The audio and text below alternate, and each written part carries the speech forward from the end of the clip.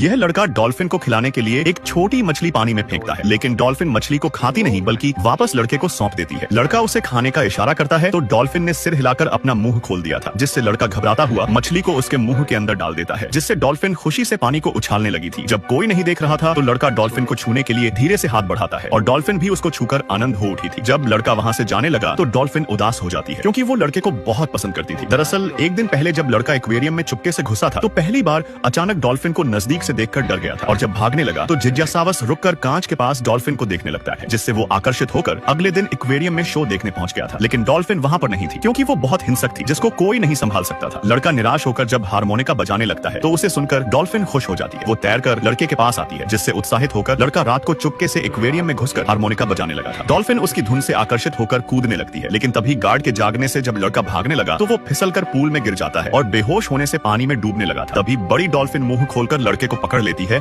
और उसे लेकर किनारे पर आ गई थी। ठीक उसी समय लड़का होश में आ चुका था। उसने कभी नहीं सोचा था कि एक भयानक डॉल्फिन ने उसकी जान बचाई है, जिसका उपकार चुकाने के लिए लड़का कुछ नमकीन मछलियां खरीदता है ताकि वो डॉल्फिन को एक अच्छा खाना खिला सके। लेकिन डॉल्फिन उन्हें खाने के बजाय वापस लड़के के पास लेकर आ गई थी और एक्टिंग करके लड़के से उसे खिलाने को कह रही थी। लड़का डॉल्फिन की तरफ जब जीभ निकालता है तो डॉल्फिन भी उसकी नकल करने लग जाती है। यह देख बगल में खड़ी अटेंडेंट महिला भी उसे मछली खिलाने की कोशिश करना चाहती थी, लेकिन डॉल्फिन महिला को देखते ही उससे दूर भाग जाती है। डॉल्फिन केवल लड़के का ही कहना मानती थी। कुछ ही दिनों में दोनों में गहरी दोस्ती हो जाती है। यह देखकर लालची मालिक को बहुत खुशी होती है। उसने एक डॉल्फिन शो का आयोजन किया ताकि उसकी कमाई हो सके। डॉल्फिन शो को देखने के लिए कई सारे बच्चे कांच के पास आते हैं और लगातार कांच पर थपथपाने लगे थे, जिसकी आवाज से डॉल्फिन बहुत परेशान हो गई थी। लड़का उसे शो के लिए तैयार करता है, लेकिन डॉल्फिन ने सिर हिलाकर मना कर दिया था। बच्चों के कांच पर लगातार थपथपाने की आवाज से डॉल्फिन बेकाबू हो जाती है और तंग आकर जोर से कांच को तोड़ना शुरू कर देती है, जिससे सारे बच्चे चीख चाह कर वहाँ से भाग निकले थे। यहाँ तक कि दर्शक भी भाग गए थे और टिकट रिफंड कराने लगे थे, जिससे मालिक का बहुत बड़ा नुकसान हो जाता है और खुद ही डॉल्फिन को मारने का फैसला कर लेता है ताकि उसके मांस को बेचकर पैसे कमा सके। डॉल्फिन की जान खतरे में देख लड़का उसको बचाकर